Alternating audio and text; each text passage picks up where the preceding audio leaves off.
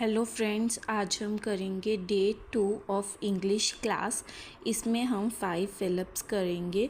तो जो first fill up है वो है he bought dash umbrella and gave it to dash stranger. So what will be the answer? We have 4 options, so please try to give me the answer. So the answer will be C option. The answer is C option. He bought an umbrella. He bought an umbrella and gave it to the stranger. Now I will tell you how this answer come. अगर हम first option देखते हैं तो उसमें है umbrella नहीं आ सकता है, क्योंकि जो अम्ब्रेला वर्ड है वो स्टार्ट हो रहा है साउंड अ से, और जो अ साउंड है वो वोवल है, तो वोवल के साथ हमेशा एन आता है। आपको पता है कि 5 वोवल्स हैं, तो जो 5 वोवल्स हैं वो कौन कौन से हैं, हमने उन वोवल्स की साउंड देखनी है। फर्स्ट है ए, ई, आई, ओ, यू। अगर आप फोनिक्स आपको पता है तो आपको पता है sound of a.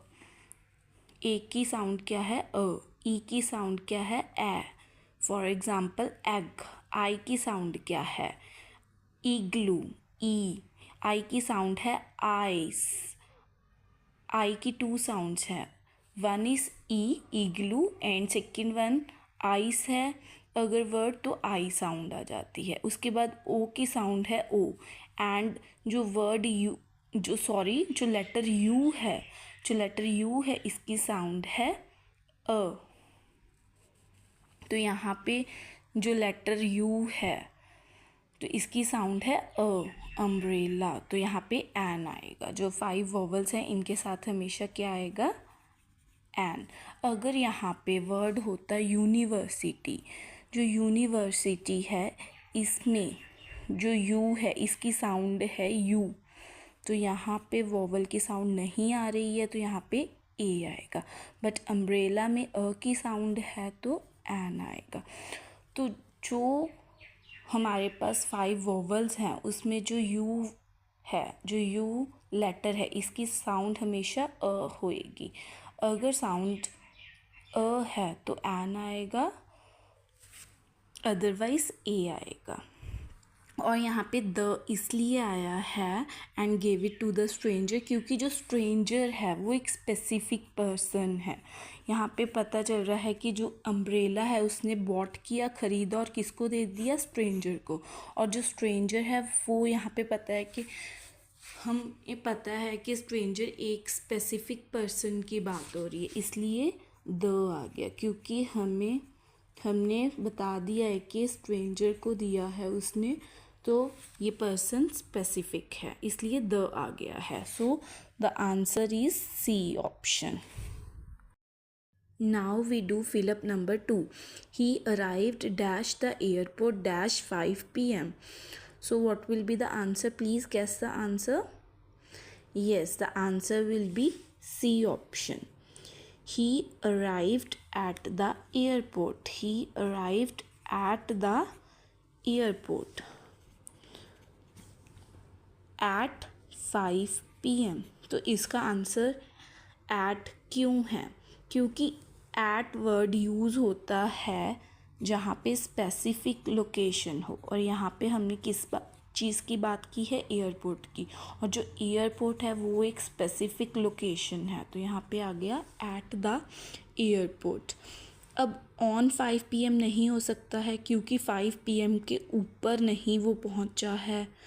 In 5 PM नहीं हो सकता है, क्योंकि 5 PM के अंदर नहीं पहुँचा है। इन द एयरपोर्ट भी नहीं हो सकता है, क्योंकि एयरपोर्ट जहाँ पे स्पेसिफिक लोकेशन आती है वहाँ पे एट आता है, और यहाँ पे हमें स्पेसिफिक टाइम भी दिया है, तो स्पेसिफिक लोकेशन के लिए, एग्जैक्ट टाइम के लिए हम क्या यूज़ करते हैं? एट। तो इसलिए जो आंसर है वो है at. He arrived at the airport at 5 PM. Next is third fill-up. She is good dash math, in or at. We have two options and you have to guess the right one. So the right answer is at. She is good at math. She is good at math. तो third का answer eight क्यों आया है? Eight कहाँ पे use होता है? जहाँ पे स्पेसिफिक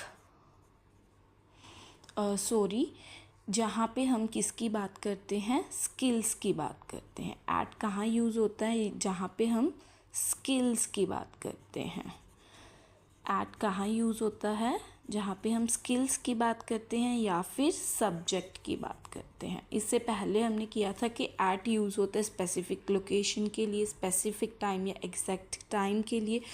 अभी मैं आपको एट का एक और यूज़ बता रही हूँ कि एट यूज़ होता है जब हम किसी स्किल की बात करते हैं या फिर किसी सब्जेक्ट की. फॉर एग्ज़ाम्पल यहाँ पे मैथ एक सब्जेक्ट है and she is good at math.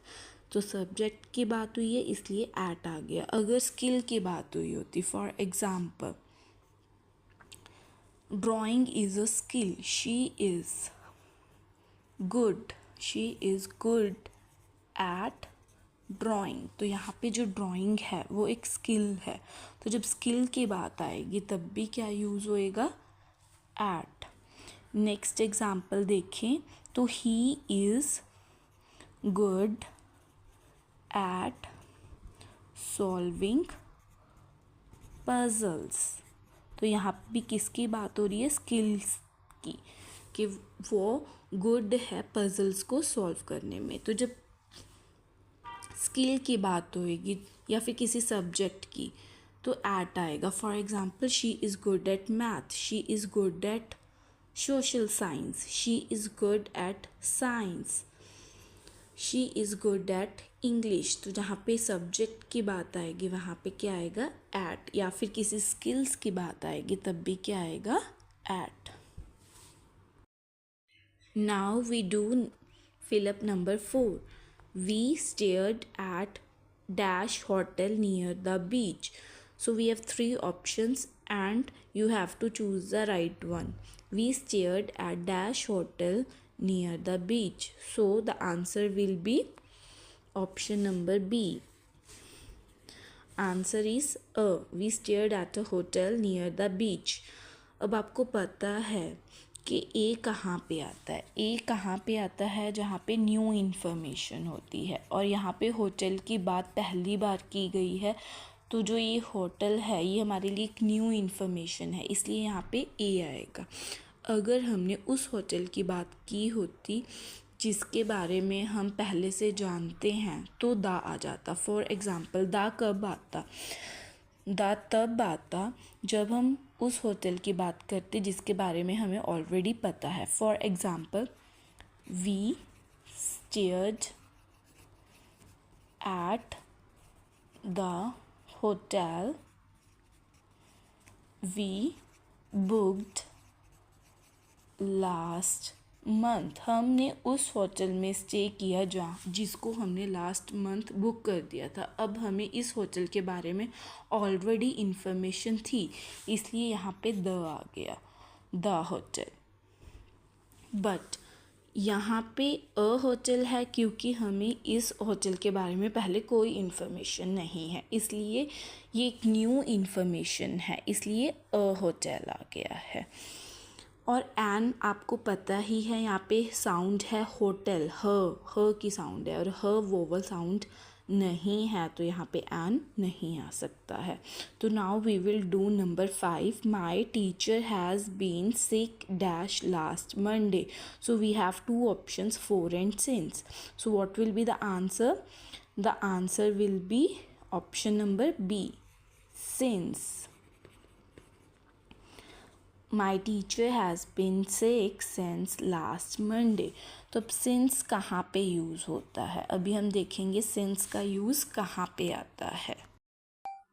तो जो सिंस है वो यूज़ होता है स्पेसिफिक डेट के लिए, डे के लिए या फिर टाइम के लिए. अगर आपको स्पेसिफिक डेट पता है, डे पता है या एग्जैक्ट टाइम पता है तो सेंस आएगा। अब यहाँ पे डे हमें पता है कि मंडे की बात हो रही है, इसलिए सेंस आ गया है। फोर कहाँ पे आता है, अभी मैं आपको बताऊँगी कि फोर कहाँ पे आता है। जो फोर है वो ड्यूरेशन के लिए आता है। फोर यूज़ होता है जब हम ड्यूरेशन की बात करते हैं। फॉर एग्ज़ाम्पल, फॉर 3 आवर्स, ये 3 आवर्स की एक ड्यूरेशन हो गई है। फॉर अ वीक, ये एक ड्यूरेशन हो गया, एक टाइम पीरियड हो गया 7 डेज़ का। फॉर 2 ईयर्स, 2 ईयर्स एक टाइम पीरियड हो गया, एक ड्यूरेशन हो गई है। तो जब ड्यूरेशन की बात आती है तब यूज़ होता है फॉर, और स्पेसिफिक डेट, डे और टाइम में use. I hope you like this video, and if you want to get more videos, please subscribe my channel. Thanks. Have a nice day.